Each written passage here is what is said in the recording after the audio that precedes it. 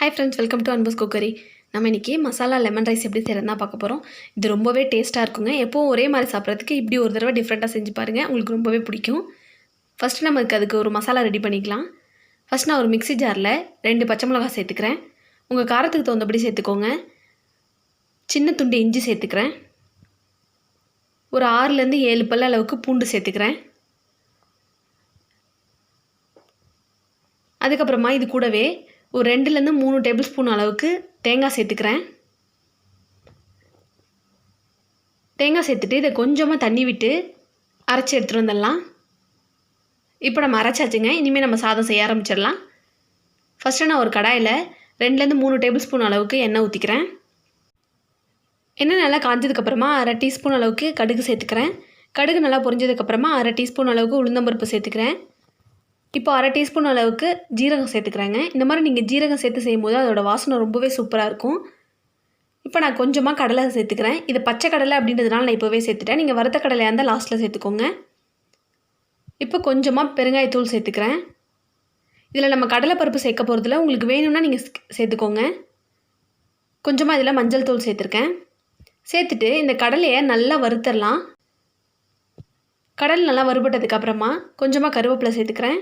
இப்போ நான் ஒரு பெரிய வெங்காயத்தை நீளமாக நறுக்கி வச்சுருக்கேன், அதையும் சேர்த்துக்கிறேன். இந்த மாதிரி வெங்காயம்லாம் சேர்த்து செய்யும் போது உங்களுக்கு எப்போவுமே லெமன் ரைஸ் சாப்பிட்ற மாதிரி இல்லாமல் கொஞ்சம் டிஃப்ரெண்ட்டாக இருக்கும்.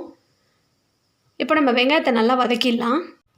இப்போ வெங்காயம் வதங்கிறதுக்கு தேவையான அளவுக்கு நான் கொஞ்சமாக உப்பு சேர்த்துக்கிறேன்.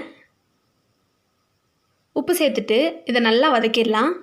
நல்லா வதங்கினதுக்கப்புறமா நம்ம அரைச்சி வச்சுருக்கோம் பாருங்கள் மசாலா பேஸ்ட், அதையும் சேர்த்துட்றேன். நான் கொஞ்சம் தண்ணி விட்டு தான் அரைச்சிருக்கேன், அந்த தண்ணியோடையே சேர்த்துட்டேன்.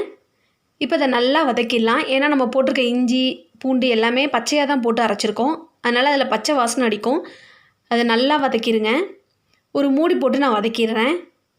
நல்லா சிம்மில் வச்சுக்கோங்க, இல்லைனா உங்களுக்கு அடி பிடிச்சிரும். இந்த மாதிரி நல்லா மசாலா எல்லாம் வதங்கிடுச்சு பாருங்கள், அதில் இருக்க பச்சை ஸ்மெல் எல்லாமே போயிடுச்சு. இப்போ மசாலா எல்லாம் நல்லா வதங்கினதுக்கப்புறமா நான் சிம்மில் வச்சுட்டு நான் 1 கப் அளவுக்கு சாதம் எடுத்திருக்கேன், அதை சேர்த்துக்கிறேன். இது நான் வடித்து ஆற வச்ச சாதம் தான். நான் சாதத்துலேயே கொஞ்சம் உப்பு போட்டு வடிச்சிருக்கேன். சேர்த்துட்டு ஒரு 1/2 மூடி லெமனை இதில் புழிஞ்சிக்கிறேன். லெமன் வந்து உங்கள் புளிப்புக்கு தகுந்தபடி சேர்த்துக்கோங்க. அடுப்பை நல்லா ஸ்லோ ஃப்ளேமில் வச்சுக்கோங்க.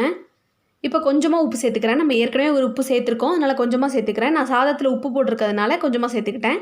உங்களுக்கு தேவையான அளவுக்கு சேர்த்துக்கோங்க. இப்போ இதை மெல்லமாக நல்லா கலந்து விட்டுடலாம். சாதம் உடையாத அளவுக்கு மெல்லமாக பொறுமையாக கலக்குங்க.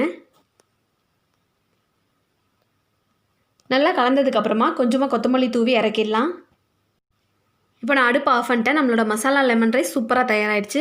இதை நீங்களும் கண்டிப்பாக ட்ரை பண்ணி பாருங்கள். இந்த வீடியோ உங்களுக்கு பிடிச்சிருந்தா மறக்காமல் நம்ம சேனலுக்கு சப்ஸ்கிரைப் பண்ணுங்கள், லைக் பண்ணுங்கள், ஷேர் பண்ணுங்கள், கமெண்ட் பண்ணுங்கள். தேங்க்யூ ஃபார் வாட்சிங் ஃப்ரெண்ட்ஸ்.